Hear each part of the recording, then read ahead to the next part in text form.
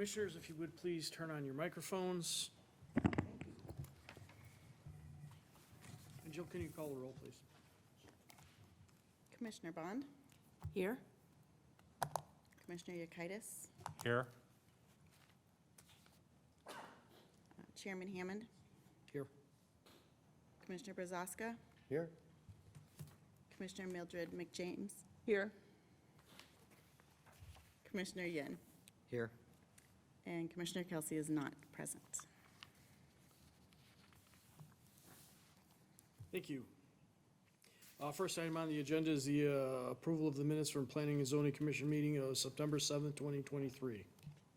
I make a motion to approve the minutes of the Planning and Zoning Commission meeting of September 7th, 2023.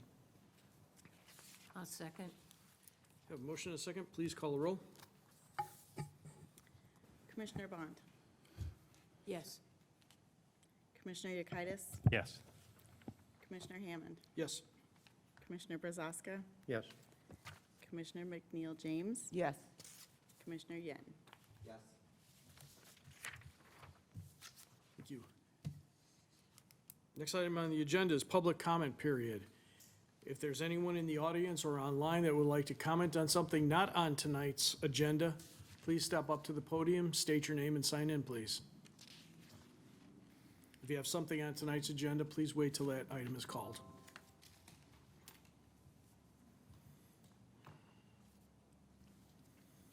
Anybody online? Nobody online. Okay. Move on to number 6, items for Planning and Zoning Commission action.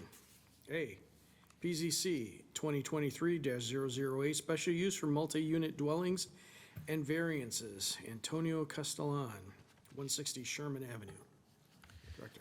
Yeah, so this property had what was once a detached single-family home and a detached garage. At some point prior to the adoption of our UDO, it was converted into multiple unit dwellings. So there are 3 units in the former garage, that's the northern building, and 3 units in the detached single-family, which is the southern building. That was a legal non-conforming use once the UDO was adopted. Since then, the property owner has expanded the garage by raising the roof. That happened without notifying the village and without obtaining permits. And when he expanded it, it became just non-conforming. So now he's here to try and bring the property into conformance with the zoning ordinance. So he's asking for a special use for multi-unit dwellings, as well as variances from several different design standards that we have for multi-unit dwellings. And I'll also point out that there's also going to be a requirement for a variance for parking standards. He needs to have more enclosed parking spaces than is currently on the site. So he's going to need to ask for variance there. That was our miss. That's why it will have to be on a later agenda.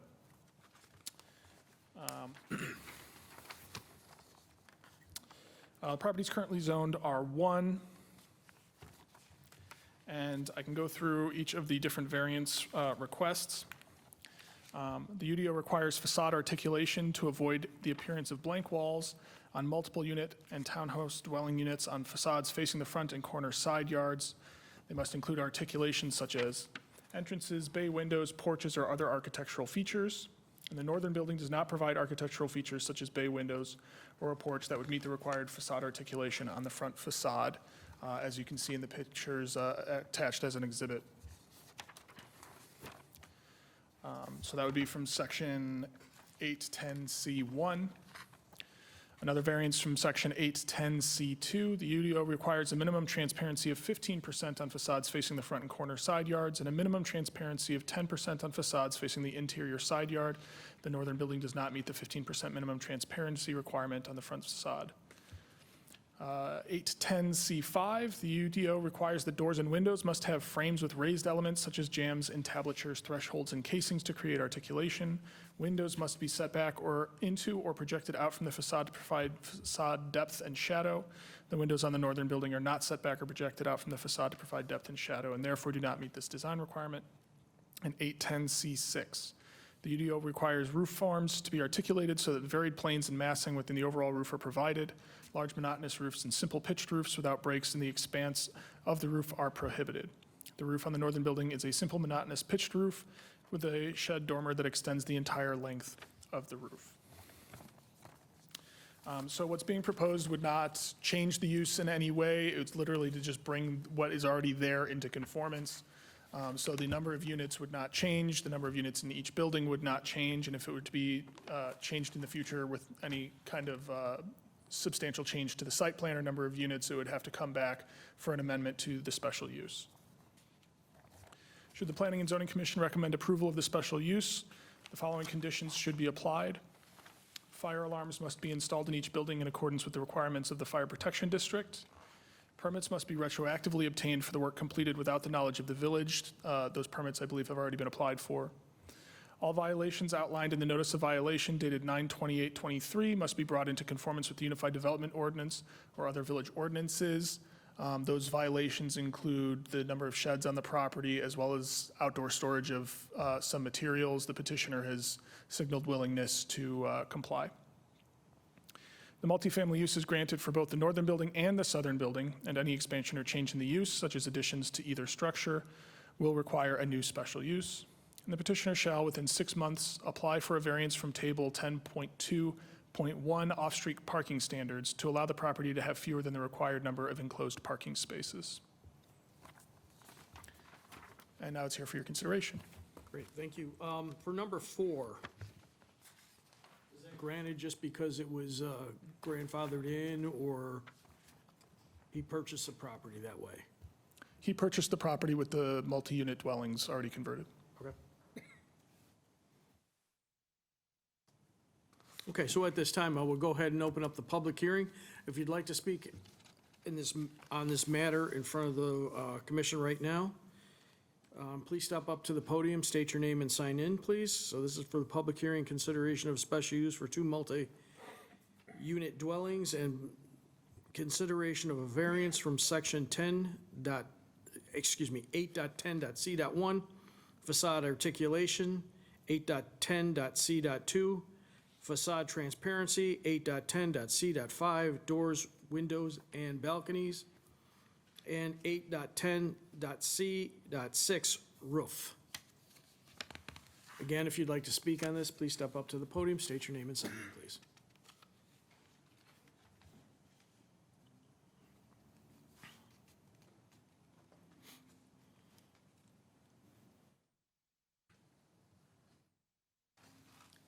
Hello, Hi.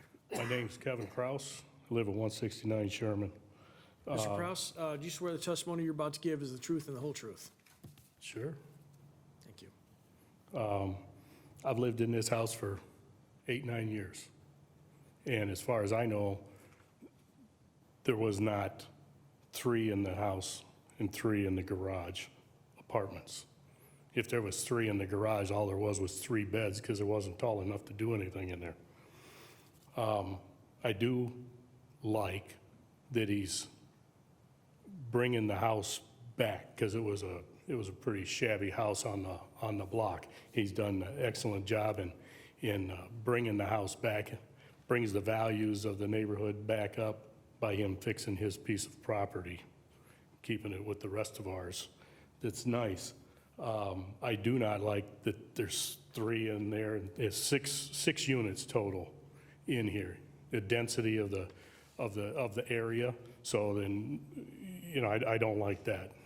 You know, the 3 in the house, we were always aware of those. So the density and the amount of people and traffic and everything else in and out of there is a tough one to have for us. But again, what he's done to the house with the new siding and the windows and stuff, I like that. He's brought that up. He shows some care there. And it's his mistake. He didn't pull permits and do it the right way. But I'm just concerned with the number of rentals. They're bringing the values in the neighborhood down for the density and and like I said, the traffic, especially, that kind of a thing. I guess that's about all I got to Great. say. Thank you very much. Can you please sign in, Mr. Cox? I did. Oh, thank you. Anyone online or, Still no one. okay, anyone else in the audience? No? Would the petitioner like to make any statements at all at this time? If you do, step up to the podium, state your name and sign in, please, and I'll swear you in.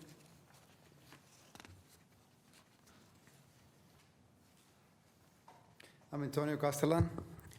Mr. Castellan, do you swear the testimony you're about to give is the truth and the whole truth? True. Thank you. So I purchased the property from Mr. Alan Hannigan, and the property was in a very bad shape. Okay? After I purchased the property, the back building there was a storm, major storm, and there was a major leak. That's why I raised the roof, because when we start fixing the roof that was leaning down, we find out that the rafters on the building were 2x4s. So I'm a builder. I build homes, and that was over the weekend. We fixed it. We went and fixed the roof. I did apologize for everything, for not pulling up the permit, because there was not enough time for me to do it so quick, and I didn't want to cause any more damage down there. So we went and raised the roof. That's the only thing we did, raise the roof and make it better, for a better and more safety for the people there in the building. Since then, I have spent about $300,000 on the buildings to bring it back to a way better safety and nicer place to live. It's not a bad place to look. Now people can come by and see the place that is really nice compared to what it was before. So as far as the people, they living in there is already rentals that were already there for 10, 15 years. They're living on the building. So they don't cause, I don't think they cause any problems, and they already exist. They're already there. So I don't think it's gonna that we're gonna have any problem. Besides, I'm gonna comply with the stuff that Tony was asking me for the parking space, and if they need enclosed spaces, I'm willing to do that too.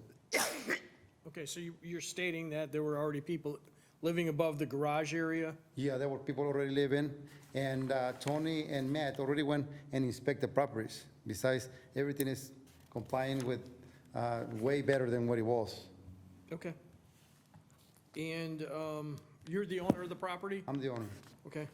Do you live at this 160 Sherman Avenue? I have a place down that I live. I don't live there, but I use it. I use it as my office, basically. Okay. Yeah. Did the changes increase the square footage? What is it? Did the changes that you did increase the square footage? No, they didn't. It's just purely The roof. Well, I don't know how you're gonna call it. The roof was leaning Yeah. with the two dormers. Right. The dormers were sinking down because the rafters were 2x4s. So we lifted up and installed 2x8 rafters. Poor architectural plans, which I provided plans to Tony, and the place we just lifted up. The one side that was leaning down, we lift up about 4 feet for more headroom, and we didn't went open. We didn't went anywhere else. Thank you.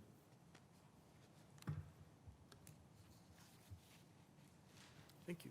Thank you. Any other questions for commissioners? Okay, I'll go into the, go ahead and close the public hearing and go into the findings of fact.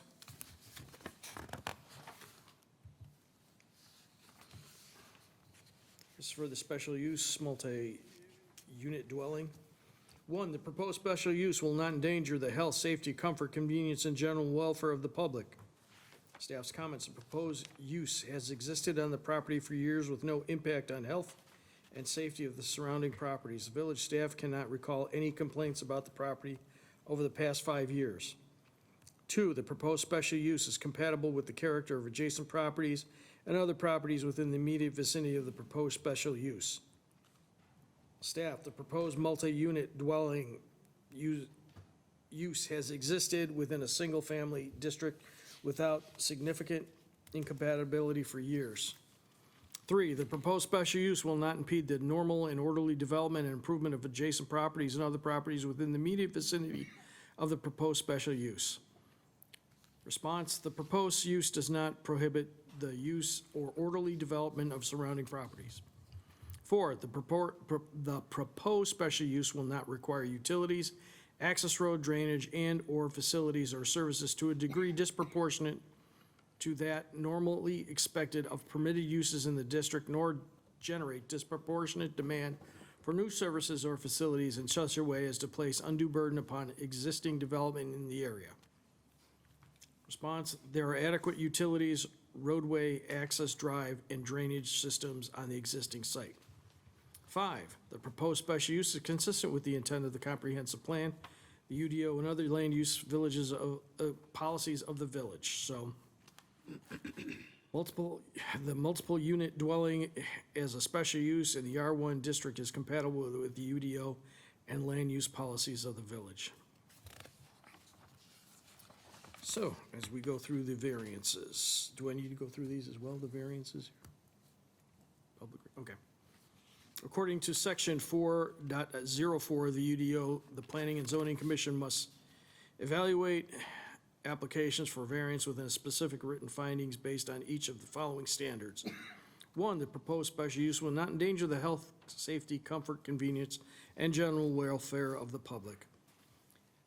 It is the petitioner's opinion that the proposed variations will not endanger the health, safety, comfort, convenience, and general welfare of the public. Staff's comments, staff concurs with the petitioner that variations are related to an already existing structure that will not endanger the health, safety, comfort, convenience, and general welfare of the public. 2, the proposed variations are compatible with the character of adjacent properties and other properties within the immediate vicinity of the proposed variation. Petitioner, yes, variations are compatible. Staff's response, the staff believes that the variations would allow a use that is compatible with the character of the surrounding area. While both buildings will be considered primary structures from a zoning perspective, aesthetically, they are considered with a single-family style development with a detached garage. 3, the proposed variations will alleviate an undue hardship created by the literal enforcement of the ordinance. Petitioner, the variations would prevent the demolition of a functional structure. Staff's comments, staff understands that the petitioner is attempting to correct the error of building without a permit, and that granting the variations would prevent the displacement of current residents. 4, the proposed variations are necessary due to the unique attributes of the property, which they are not deliberately caused by the petitioner. The property was purchased with the use already established. Staff's comments, the use was not created by the petitioner, but the petitioner did create the violation by attempting to correct structural issues with the buildings without obtaining a permit first. 5, the proposed variations represent the minimum deviation from the regulations of this ordinance necessary to accomplish the desired improvement of the property. Petitioner represents the minimum deviation because the structure has already been built. Staff, the proposed variations are minimum deviation that would allow the structure to remain in use without substantial alterations. 6, the proposed variation consistent with the intent of the comprehensive plan, this ordinance, and other land use policies of the village. The petitioner's belief that the variations are consistent with the intent of the comprehensive plan and the UDO. Staff concurs with the petitioner that the variations are consistent with the intent of the comprehensive plan and the UDO. Commissioners, any questions, comments, issues with any of those findings of fact or variances?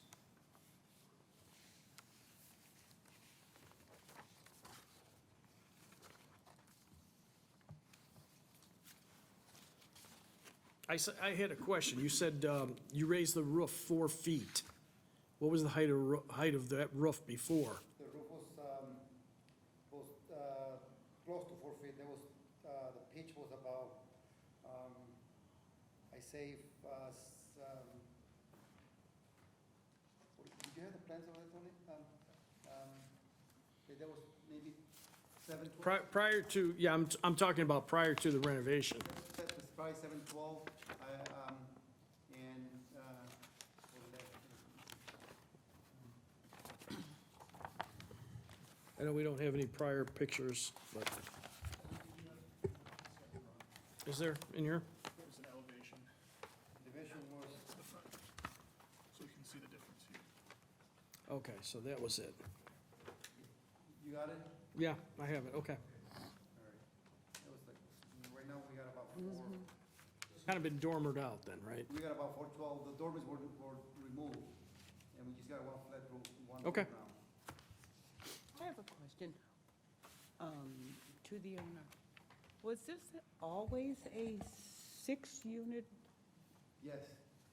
Yeah, it was a 6-unit, 3 in the back and 3 in the front. And that's always been, when you Yes. bought it? Alan had it home before, he was using it for 30 years, over 30 years, when I purchased the property. That's one of the reasons I purchased the property, because that was already a multi-unit. Otherwise, I wouldn't purchase the property.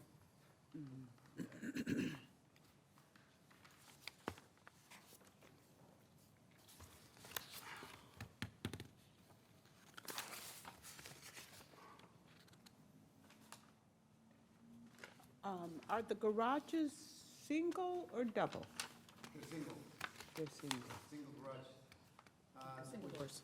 I mainly use the garages for my personal, Yeah, I saw that and looked, but I was just making sure that I understood my vision.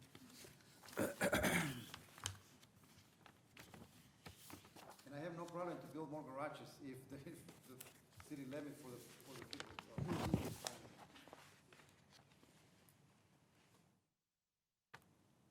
You see that one of the conditions is that you must provide fire alarms, must be installed in both buildings. Is there currently smoke detectors, something like that? On the remodels that we finished, which, the ones that are already complete, they have fire smoke detectors. But the ones that are living right now, I mean, he knows, they know already when they went inspected. There's a couple, people there living for a long time. I had to remove them and do the corrections, which I'm willing to do, the, smoke detectors and bring everything to inspection normal, you know.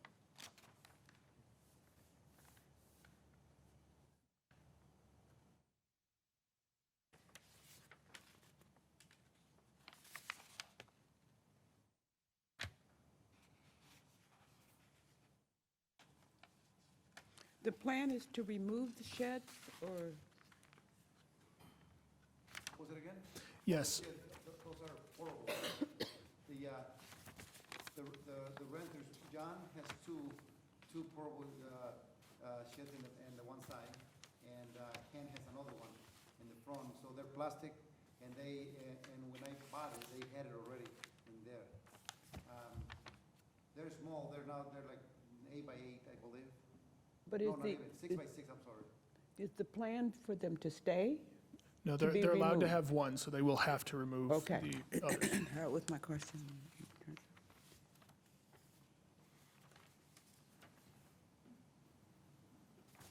Tony, excuse me, you say they're allowed to have one per unit? One period. One for the property, Oh, one for the property, one of those sheds. right. Okay.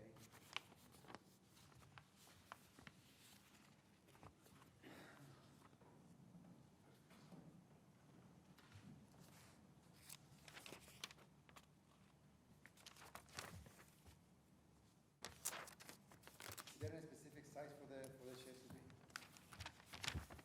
be? Yes, but we can go through that later. Okay, all right.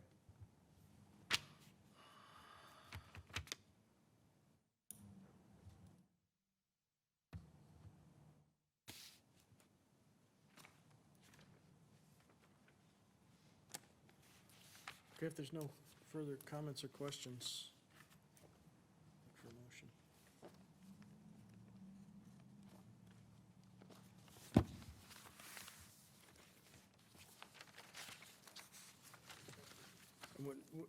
If you make a motion, please include the following conditions listed in the agenda.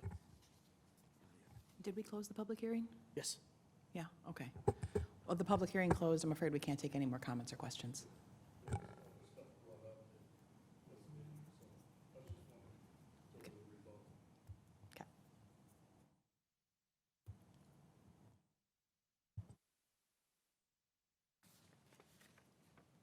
I will make a motion that we approve the special use, multiple unit dwellings and variances from UDO sections 8.10.C.1, 8.10.C.2, 8.10.C.5, and 8.10.C.6 for PZC 2023-008, but the following conditions should be applied. Fire alarms must be installed in each building in accordance with the requirements of the Fire Protection District. Permits must be retroactively obtained for the work completed without the knowledge of the village. All violations outlined in the notice of violation dated 9/28/23 must be brought into conformance with the Unified Development Ordinance or other village ordinances. The multifamily use is granted for both the northern building and the southern building. Any expansion or change to the use, additions to either structure will require a new special use. The petitioner shall within 6 months apply for a variance from Table 10.02.1 for off-street parking standards to allow the property to have fewer than the required number of enclosed parking spaces. No second. We have a motion and a second. Please call the roll. Commissioner Bond, Yes? Commissioner Yekitis, Yes. Commissioner Hammond, No. Commissioner Brazaska, Yes. Commissioner McNeil James, No. Commissioner Yen. Yes. That item will be forwarded to the village board meeting on Monday, October 9th. Thank you. And so public that didn't get an opportunity to rebut the points this evening, there will be a public hearing on Monday night as well, or not a public hearing, a public comment period on Monday night as well, if you'd like to address those remaining points.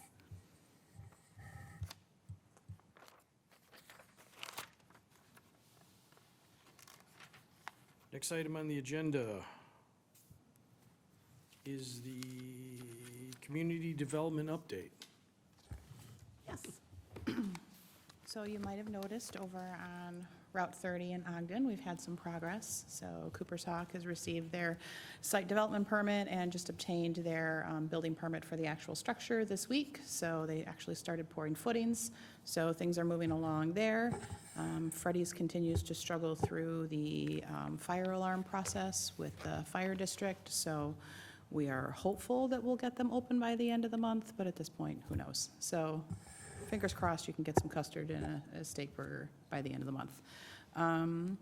We also issued the building permit for Ravago, so that development continues. I'm sure you've seen the equipment out there when you're driving up and down Orchard. So they're working on getting the utilities in and starting to get the road built. So we've issued the permit for Ravago, and they're hopeful that in November they will be able to begin with foundation work and starting to get some walls up.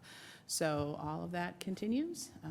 We do have some items that are queued up to be on for public hearings next month, so we will be seeing you again next month.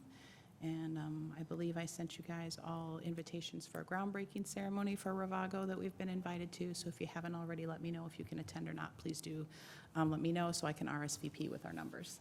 You got mine. Yes, I did. Thank you. Any update on Starbucks?